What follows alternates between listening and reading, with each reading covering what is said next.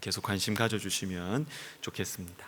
자, 우리 암송하겠습니다. 예수님께서 무릎 꿇은 나무처럼 이렇게 사셨습니다. 우리 히브리서 5장 7절 우리 두 번 읽고 세 번째 눈을 감고 해보겠습니다. 시작. 그는 육체에 계실 때에 자기를 죽음에서 능히 구원하실 이에게 심한 통곡과 눈물로 간구와 소원을 올렸고 그의 경건하심으로 말미암아 들으심을 얻었느니라. 히브리서 5장 7절 말씀. 아멘. 우리 다시 합니다. 그는 육체에 계실 때에 자기를 죽음에서 능히 구원하실 이에게 심한 통곡과 눈물로 간구와 소원을 올렸고 그의 경건하심으로 말미암아 들으심을 얻었느니라. 히브리서 5장 7절 말씀. 아멘. 우리 눈을 감고 해보겠습니다. 그는 육체에 계실 때에 자기를 죽음에서 능히 구원하실 이에게 심한 통곡과 눈물로 간구와 소원을 올렸고 그의 경건하심으로 말미암아 들으심을 얻었느니라. 히브리서 5장 7절 말씀. 아멘. 감사합니다. 자, 오늘은 마태복음 26장 58절입니다. 마태복음 26장 58절 우리 한 목소리로 우리 같이 읽도록 하겠습니다. 베드로가 멀찍이 예수를 따라 대제사장의 집들에게까지 가서 그 결말을 보려고 안에 들어가 하인들과 함께 앉아 있더라. 아멘. 기도하겠습니다. 하나님 아버지, 예수님의 복음의 능력이 있음을 믿습니다. 예수님의 사랑의 능력이 있음을 믿습니다. 하나님, 오늘 이 시간에 저는 우리 성도들 이 자리에 있는 온라인으로 또 예배드리는 분들의 속속 사정을 제가 다 모릅니다.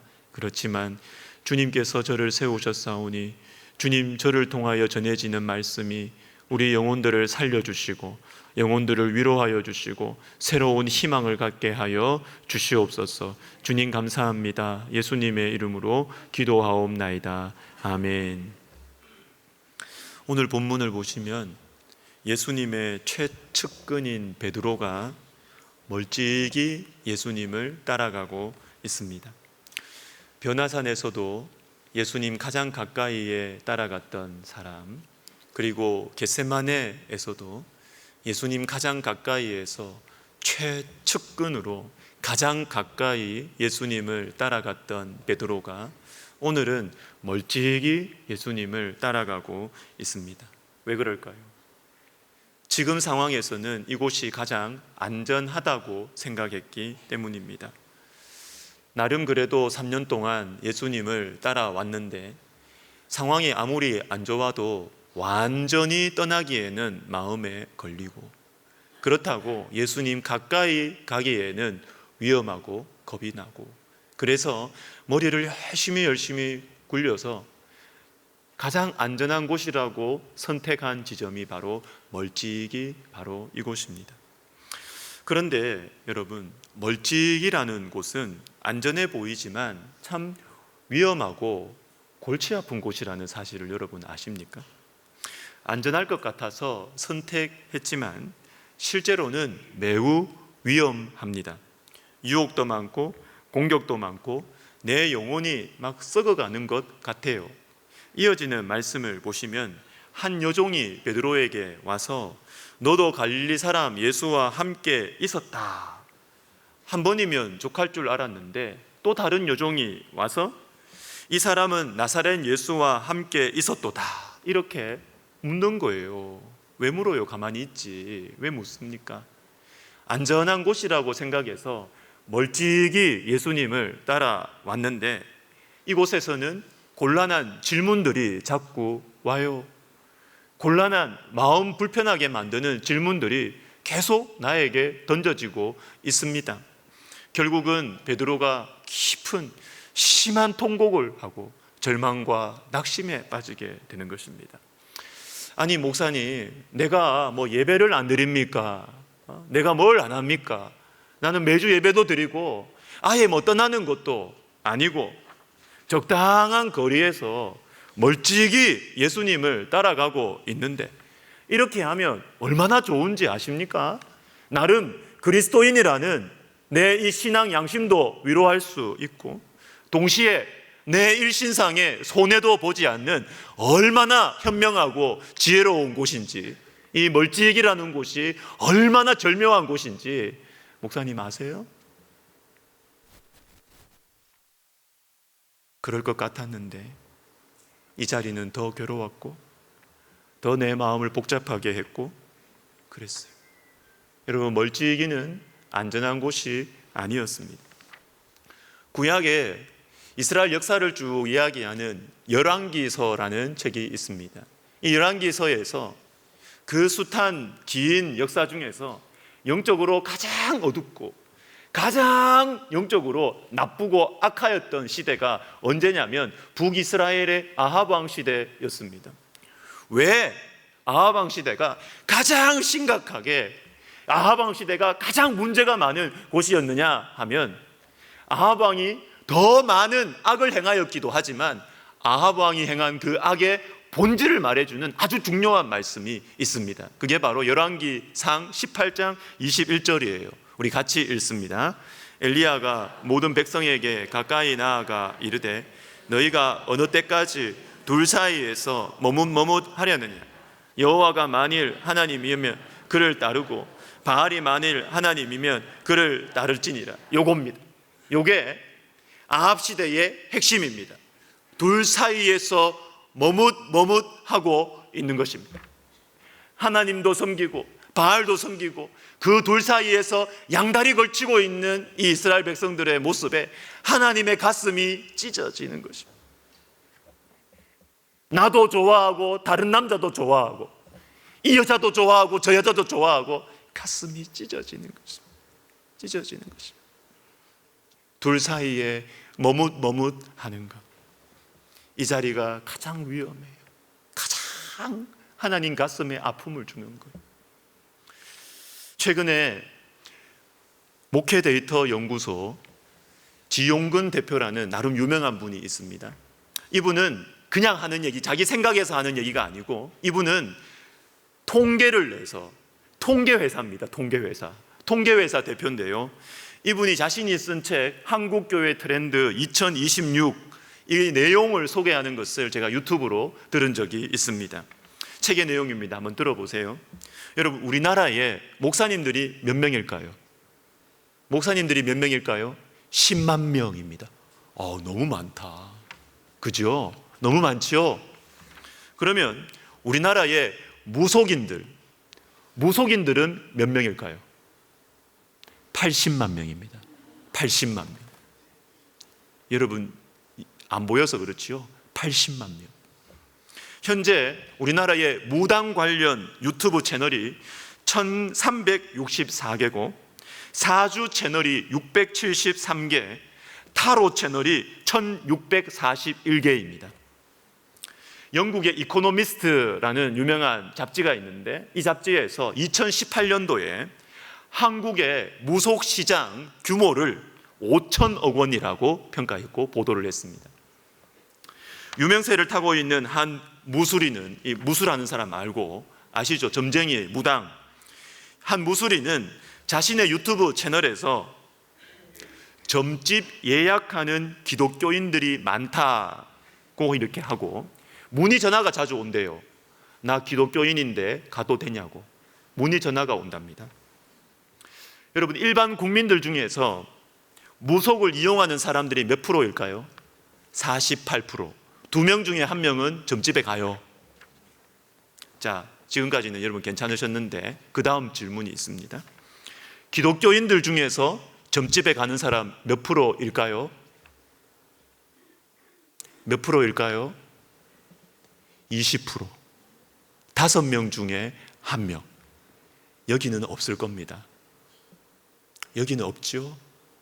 5명 중에 1명이라는데 여기는 지갑에 뭐 넣고 다니는 분들 없지요? 신발 깔창 밑에 뭐 넣고 다니는 분들 없지요? 우리 엄마가 해줬는데 이러면서. 여기는 없지요, 진짜. 2층에도 없지요. 20% 우리나라 기독교인들이 점집에 간대요. 어떤 점집 앞에 붙여놨다 그러죠? 집사님 환영. 무속인으로 살다가 회심한 어느 교회 집사님은 실제로 과거 자기가 무속인 시절에 자신을 찾아온 손님의 무려 40%가 기독교인이었다라고 하면서 그 중에는 청년이나 일반 성도만이 아니라 사모님들, 권사님들, 장로님들도 있었다고 합니다. 자, 지금부터 제가 좀 중요하다고 생각하는 지점이 있는데요. 이 회사에서 물었어요. 점을 보러 가는 기독교인들에게 마음에 거리낌이 없습니까? 거리낌 없대요. 왜 거리낌이 없느냐? 두 가지 이유 때문에 그렇습니다. 첫 번째, 왜 무속을 합니까? 왜 당신은 장로임에도 불구하고, 왜 당신은 사모임에도 불구하고 왜 점집에 갑니까? 첫 번째, 마음의 평안을 위해서. 자, 근데 두 번째 질문이 중요합니다. 당신은 왜 기독교를 믿습니까? 대답이 똑같았어. 똑같은 대답. 마음의 평안을 위해서.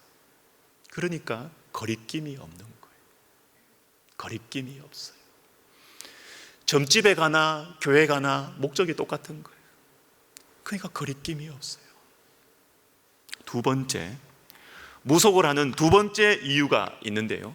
그것이 뭐냐면 즉시성이랍니다. 즉시성. 대답을 곧바로 해준다는 거예요. 이번 여름에는 물로 갈까요? 산으로 갈까요? 바로 산으로 가라. 물을 조심하세요. 이렇게 나오는 것이죠. 물을 조심하세요. 이렇게 가는 것이죠. 바로바로 대답을 해준다는 거예요. 바로바로. 이게 우리나라 국민성과 잘 어울린답니다. 우리는 뭐 라면이 늦게 나오면 큰일 나요. 그냥 짜장면 늦게 나오면 막 난리가 납니다. 우리는 빨리빨리 대답이 와야 돼, 한국 사람들은. 그런데 무당들은 사실인지 거짓말인지 모르지만 하여튼 대답이 빨라요. 그런데 교회는 대답이 느려요. 이거 어떻게 해야 됩니까? 기도해 봅시다. 기도해 봅시다. 여기로 갈까요? 저기로 갈까요? 믿음대로 하시죠. 대답을 안 해줘요. 대답이 늦어요. 여기까지가 책의 내용입니다. 다시 말해서 기독교에 구원이 있다는 거 알고 있습니다. 예수를 믿어야 천국 간다는 것도 알고 있습니다. 그런데 천국은 멀리 있는 거예요.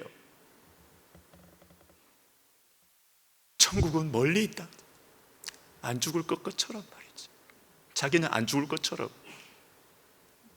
천국은 멀리 있고 그 대신 내 자식 문제는 가까이에 있고 내 사업 문제는 가까이에 있고 내 돈 문제는 가까운 거. 돈 짊어지고 천국 가지도 못할 거면서 천국은 멀리 있고 돈은 가까이. 그러니까 빨리 대답을 얻는 점치러 가는 권사님들 계시는 것이죠. 점치러 가는 집사님들 계시는 거죠. 근데 여기에서 기독교는 답을 곧바로 안 해줘요. 그러니까 하나님과 무당 사이에서 천국은 가야 되겠고 당장 문제는 해결해야 되겠고, 그래서 이 사이에서 머뭇 하는 것입니다. 자, 그러면 어떻게 할까요? 제가 지금처럼 여기까지 말씀 전한 것처럼 5명 중에 1명입니다. 제가 막 이러면서 막 눈빛 돌아가면서 여러분 겁주고 이런다고 해결되겠습니까? 예배 드리고 목사님 어떻게 하셨지? 나 점치러 가는 거 뜨끔해도 여러분 만약에 3주 후에 여러분 또 점집에 가면 제가 어떻게 말려요 그거? 뜨끔한다고 사람이 변화되는 게 아니에요. 죄책감을 가진다고 그 발걸음이 끊어지는 게 아닙니다. 어떻게 해야 될까요? 제가 문득 딱 들어오는 생각은 인간적인 생각인데요. 나도 점쟁이처럼 해볼까? 교회에 무슨 물어오면 맞으면 그만이고 안 맞으면 하여튼 당신이 잘못해서 그랬다고 말하면 되잖아요. 이렇게 해보세요, 저렇게 해보세요. 그냥 나도 바로 점쟁이처럼 한번 해볼까? 그러면 교회가 점쟁이가 되면은 점치러 안 가겠지. 이런 생각도 해봤어요. 근데 그거는 하나님 기뻐하지 않으시고 성경적이지도 않아요.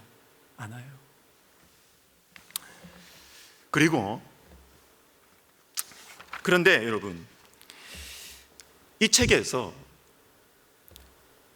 요 현실에 대해서, 이 성도들의 요 문제 현상에 대해서 답을 하나 내립니다. 왜 이런 일이 일어나느냐? 기복신앙 때문이라고 말해요. 지용군 대표는 기복신앙 때문이다. 복을 원하는 신앙이 교회에서 자꾸 가르치니까 문제다, 점집에 가는 거다, 이렇게 하는데, 저는 요 대답도 제가 받아들일 수가 없어요. 저는 대답이 공색하다 이런 생각합니다. 왜냐하면 무속인들이 마음의 평안을 준다고, 무속인들이 우리 인생의 문제를 해결해 준다고, 즉각적인 답을 준다고 해서 마음의 평안이 필요 없습니까? 인생 문제의 해결이 성경에 안 나옵니까? 저는 자신 없어요. 그렇게 말할 자신이 없어요. 제가 알기로는, 제가 믿기로는 우리 하나님께서는 우리의 아픔을 위로해 주십니다. 우리 하나님께서는 우리 인생의 문제를 해결해 주십니다. 저는 하나님이 필요해요. 여러분은 신앙이 얼마나 고차원적이어서 하나님 도움 없이도 살아가실 수 있지는 모르겠지만, 저는 하나님 필요해요. 저는 하나님이 저를 도와주셔야 돼요. 기복신앙이다라는 그 부정적인 단어로 점집에 가는 성도들을, 그 걸음을 막아설 수 있다? 저는 동의 못해요. 이 책의 앞에 있는 내용들은 제가 설명은 이해할 수 있고 받아들일 수 있지만, 기복신앙 때문에 그렇다? 통계 자료가 그렇게 나오면 할 말이 없지만, 저는 그걸 대답으로 말하고 싶지는 않습니다. 요한 3서 1장 2절에 사랑하는 자여, 내 영혼이 잘된 같이, 내 영혼이 잘된 같이 네가 범사에 잘되고 강건하기를 원하노라. 내가 간구하노라. 주님은 우리의 영혼이 잘될 뿐만 아니라 우리와 관계된 모든 것들에 대해서 주님은 복 주기를 원하시는 분이에요. 주님은 우리가 잘되기를 원하시는 분이에요. 해결해 주기를 원하시는 분이에요. 내가 원하는 때, 내가 원하는 방식이 아니어서 그렇지, 우리 하나님은 우리를 선대하기를 원하시는 분이에요. 저도 우리 성도님들이 몸이 아프면 병 낫게 해달라고 기도합니다. 저는 우리 성도들이 물질적인 축복을 받기를 저는 기도합니다. 양심의 거리낌이 하나도 없습니다. 저는 제가 알고 있는 하나님은 우리 성도들을 도와주기를 원하시는 분입니다. 그 믿음이 생기기를 저는 기도합니다. 하나님이 일하시는 것입니다. 그럼 어떻게 해야 할까요? 즉각적인 대답을 줄 수도 없고, 어떻게 해야 될까요? 우리 하나님은 우리에게 복 주시는 분이고, 그런데 또 점집에 찾아가서 또 복을 구하고, 어떻게 해야 됩니까? 하나님과 무당 사이에서 머뭇머뭇하는 우리들, 하나님과 점집 사이에서 머뭇머뭇하는 저와 여러분, 어떻게 해야 될까요? 제 머릿속에, 제 마음속에 한 단어가 떠올랐습니다. 그것은 바로 사랑입니다. 사랑. 나를 진정으로 사랑해 주는 존재가 누군가? 귀신이 나를 사랑하는가? 무당이 나를 사랑하는가? 점쟁이가 나를 정말 사랑하는가? 아니면 우리 하나님이 정말 나를 사랑하는가? 사랑입니다. 사랑. 여러분, 금방 돈 조금 주고 결국은 나를 망하게 하는 존재가 여러분 좋으세요? 그렇게 돈이 좋으세요? 돈을 지금이라도 당장 주면 나는 그 사람한테, 그 사람이 너무 좋은, 그게 그렇게 좋으세요?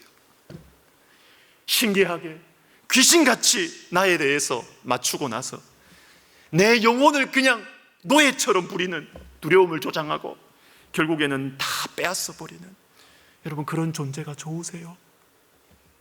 아니면 우리에게 영원한 구원을 주시기 위해서 아들을 내어주신 그 하나님께서, 그 하나님이 좋으십니까?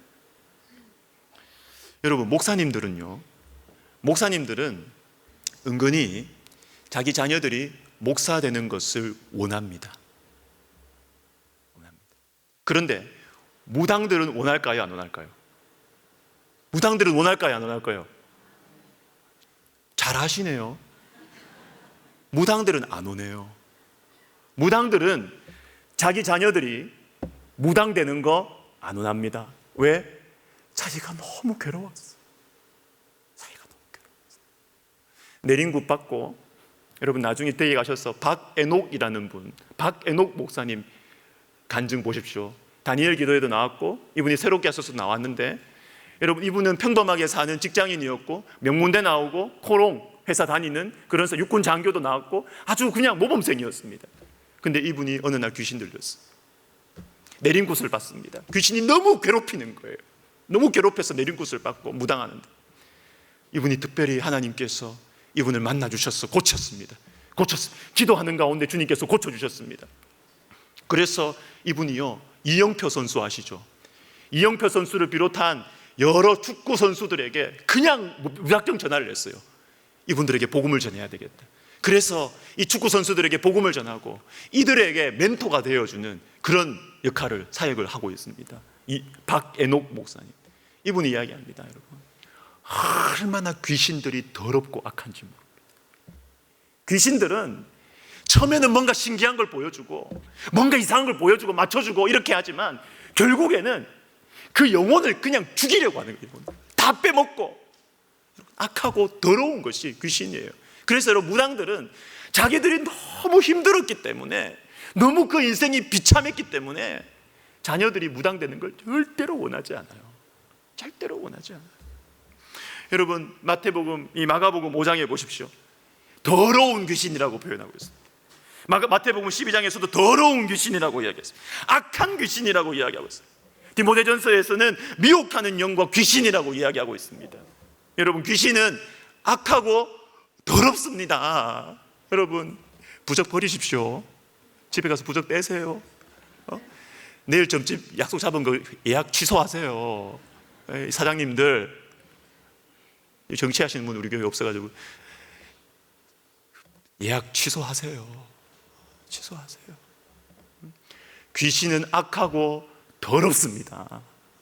우리 영혼을 자꾸 귀신하고 무당 가까이, 점집 가까이 하면 우리 영혼이 더러워져요. 더러워져요.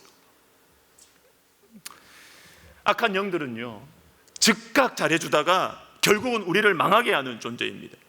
요한복음 10장에 보면 우리를 찾아오는, 대조되는 두 존재를 보여주고 있습니다. 상반절에 도둑이 오는 것은, 여기 나오는 도둑은 이 마귀의 심부름꾼들인 귀신들이고 무당들이고 점쟁이들을 말합니다. 이 도둑들이 어떻게 하느냐 하면 결국은 죽이고 멸망시키는 것이 목적이에요. 그런데 우리의 선한 목자 되신 예수님 어떤 분이시냐? 하반절 우리 같이 읽습니다. 내가 온 것은 양으로 생명을 얻게 하고 더 풍성히 얻게 하려는 것이라. 나는 선한 목자라. 선한 목자는 양들을 위하여 목숨을 버리려니와. 우리의 선한 목자 되신 예수님은 우리에게 생명을 주시기 위해서 자신의 생명을 주셨습니다. 이 생명을 더 풍성히 누리게 하기 위해서 예수님은 자신의 생명을 주셨습니다. 여러분, 도둑에게 우리의 인생을 팔지 마세요. 신기하다고 도둑들에게, 마귀의 졸개들인 귀신들에게 우리의 영혼을 팔지 마세요. 망하는 길로 가는 거예요. 망하는 길로 가는 거예요. 주님은 오늘도 우리를 찾아오셨어요. 내가 이렇게도 너를 사랑하는데 우리의 마음 문을 두드리고 계시는 것입니다. 제가 여러분에게 하나님을 가까이 하자고, 이제는 점치러 그만 가시고, 아무리 불안해도 영혼을 팔지 마시고, 점쟁이한테 그만 가시고, 이제는 하나님과 바알 우상 사이에서 머뭇하지 마시고, 예수님을 멀찍이 떨어져서 그렇게 가지 마시고, 가까이, 예수님과 가까이 그렇게 해보자고. 제가 정말 진실하게 예수님 한번 믿어보자고 말씀드릴 수 있는 이유는 사랑입니다. 사랑. 하나님이 당신을 사랑하십니다. 하나님이 당신을 정말로 사랑하십니다. 교회 역사만이 아니라 일반 세상 사상사에서도 너무나 위대한 인물로 평가받는 어거스틴이라는 사람이 있습니다. 이분이 이렇게 말했어요. 저의 마음은 주님 안에서 안식을 찾기까지 평안을 누리지 못합니다. 이 사람은요, 지적으로 천재였습니다. 뿐만 아니라 만이교와 같은 이상하지만 뭔가 신비적인 어떤 그런 이교, 여기에도 아주 이렇게 깊이 들어갔던, 그만큼 영혼이 목말랐다는 것이죠. 진지했다는 것이죠. 그렇게도 했고, 그리고 젊었을 때의 이 정욕을 이기지 못해가지고 사생아까지 낳았어요. 그런데 이 모든 것들을 거친 후에 하나님께로 돌아와서 이렇게 고백하는 것입니다. 다른 어떤 것들도 만족이 아닙니다. 다른 어떤 신기한 체험들도 내 영혼에 만족을 주지 못하더라. 오직 우리 하나님만이 나에게 참된 평안을 주었습니다. 설교를 마무리하겠습니다. 제가 묵상했던 걸 좀 무리한 성경 해석이라도 이해하고 들어주시면 좋겠습니다. 지난주 어느 한날 제6시로부터 온 땅에 어둠이 임하여 제9시까지 계속되더니 이에 성소 휘장이 위로부터 아래까지 찢어져 둘이 되고, 이 말씀에 대한 저의 큐티 글을 읽어드리도록 하겠습니다. 제6시는 정오, 제9시는 오후 3시. 비가 오려나 왜 온 땅이 어두울까? 역사상 가장 큰 슬픔, 아버지 하나님께서 아들의 고통을 참아보지 못하시는 것은 아닐까? 휘장이 찢어진다. 아버지 하나님의 심장이 찢어진다. 아들 하나님의 심장도 찢어진다. 심장이 찢어지는 아픔이 있다. 창조주가 피조물, 원수 같은 피조물을 위해 죽으신다. 역사상 가장 큰 슬픔, 가장 깊은 슬픔. 그러나 가장 크신 사랑, 가장 깊은 사랑, 가장 아픈 사랑, 참아볼 수 없는 사랑, 심장이 찢어져 살 길을 열어주신 참된 사랑. 이 사랑이 나를 살렸구나. 이 사랑이 나에게 희망을 주는구나. 이 사랑이 나를 바닥에서 일으켜 세우는구나. 이 사랑이 다시 사랑하게 하는구나. 사랑의 주님, 감사합니다. 저 같은 것을 위해 이렇게 깊이 아프게 사랑하셨군요. 감사합니다. 부족하고 부끄럽지만 저도 주님을 사랑합니다. 예수님의 이름으로 기도드립니다. 아멘. 사랑하는 백석대학교의 성도 여러분, 12월과 1월에 우리 교회에 이런 일들이 있습니다. 오키나와 선교 이번 주, 그리고 다음 주일에 예수님 생신 카페, 영화 킹 오브 킹즈 상영, 그리고 크리스마스 예배가 있고요. 그리고 그 다음 날 금요일 12월 26일에는 원래 송정미 사모님이 오시기로 했는데 몸이 너무 안 좋으셔가지고 못 오신다고 연락이 왔고, 어떻게 할까 하다가 우리 교회에서 가장 많이 부르는 우리 원하고 바라고 기도합니다, 이 찬양 만드신 민호기 목사님께서 오시기로 했어요. 더 잘 된 것 같아요. 그리고 우리 계시는 많은 우리 목사님들, 교수님들 일주일 동안 또 수련회 다녀옵니다. 송구영신 예배 올 한 해의 마지막 날, 내년에 이 첫째 날 송구영신 예배 드립니다. 그리고 첫 번째 주일에 신년 특별 새벽 기도회 주제가 그래도 행복합니다입니다. 내년 한 해 주제예요. 그래도 행복합니다. 이 시간들을 통해서 예수님을 멀찍이 따라가는, 안전해 보이지만 실은 불안하고 유혹이 많은 이 멀찍이에서 이제는 벗어나서 예수님께 가까이, 예수님과 함께 살아가는 가장 안전하고 가장 행복한 삶을 향해 새롭게 출발하시는 우리 모두가 되었으면 좋겠습니다. 기도하겠습니다. 말씀을 붙들고 기도할 때 네 단어를 마음속에 담아두시면 좋겠습니다. 머뭇, 멀찍이, 가까이, 그리고 참된 사랑. 하나님 아버지, 하나님과 바알 사이에서, 하나님과 점쟁이 사이에서, 하나님과 무당 사이에서 머뭇하지 않게 해 주십시오. 하나님과 멀찍이 떨어져 있지 않게 하옵소서. 가장 안전한 곳, 참 사랑으로 나를 사랑하시는 하나님께 가까이 하면서 살게 하옵소서. 우리 시간 같이 기도하겠습니다. 하나님 아버지, 주님 다 아시지요? 우리의 영혼이 외도를 하고 있는 것을, 우리의 영혼이 바람을 피우고 있는 것을 주님은 아시지요? 하나님 아버지,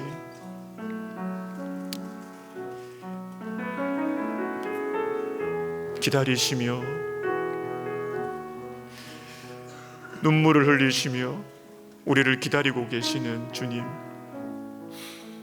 머뭇머뭇하고 있는 우리들을 찢어지는 가슴으로 기다리시는 하나님 아버지, 주님이 12월과 1월 우리 주님의 오심, 우리가 주님께 가까이 갈 수 있는 이 기회의 시간들, 하나님 아버지, 내가 그 주인공 되게 하여 주시옵소서. 하나님, 이제는 주님과 가까이 함께 살아가는 가장 안전한 삶을 주님 저도 살아가게 하옵소서. 예수님의 이름으로 기도드립니다. 아멘. 같이 참사랑이라는 찬양을 하려고 합니다. 이 찬양은 우리 김병훈 목사님, 행정 목사님께서 찬양 사역자셨거든요. 찬양하는 사람들이라는 우리가 잘 아는 찬양들도 많아요. 하늘의 해와 달들아, 뭐 이런 찬양 있잖아요. 다 그 찬양하는 사람들, 거기에 우리 김병훈 목사님이 리더이셨는데, 그 단체, 그 공동체에서 만들고 부른 찬양이 참사랑이라는 찬양입니다. 여러분, 우리 찬양, 오늘 들은 말씀 우리가 마음에 새기면서 진심으로 우리를 사랑하시는 우리 예수님 생각하면서 우리 다 같이 자리에 일어나셔서 우리 찬양 부르며 헌금하시겠습니다.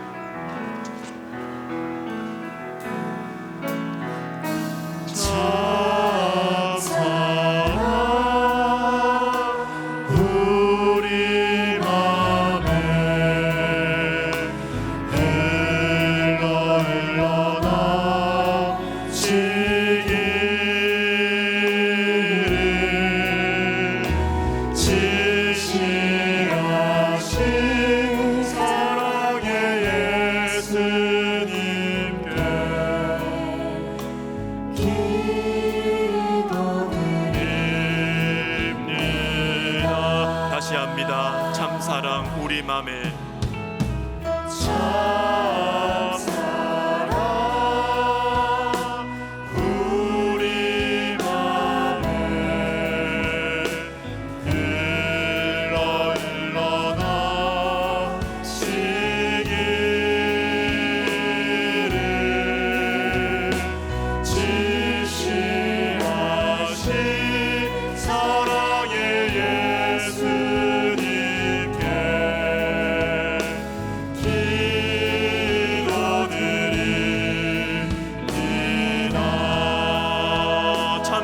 보여주신 참사랑 보여주신 주님, 찬양 드립니다. 주님의 사랑을 다시 합시다. 참사랑 보여주신 주님, 참사랑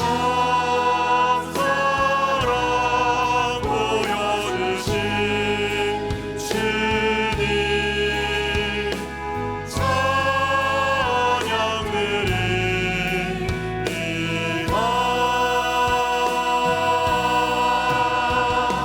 주님의 사랑을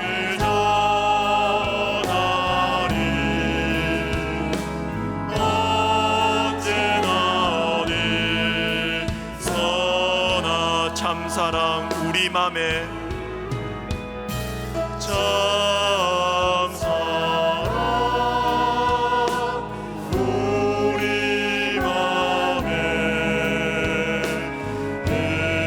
흘러 넘치기를 하네. 지시하신 사랑의 예수님께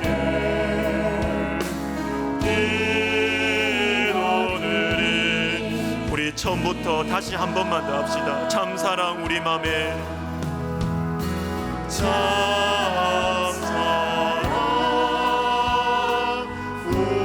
우리 맘에 흘러가 시기 진실하신 우리 주님 진실하신 사랑의 예수님께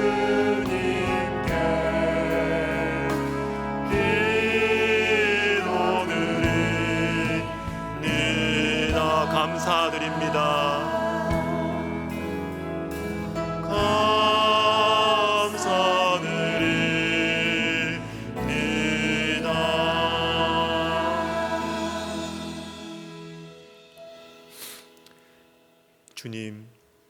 주님은 제가 살아오면서 만났던 어떤 사람들보다 가장 진실하셨어요.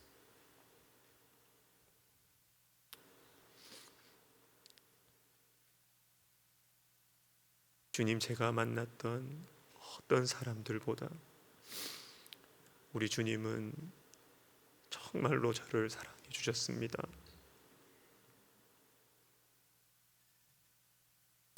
주님, 이제는 우리가 멀찍이 양다리 걸치지 않겠습니다. 정말 나를 사랑하시는 분, 나를 위해 생명을 주신 분, 우리 예수님, 나도 부족하지만 참 의리도 없고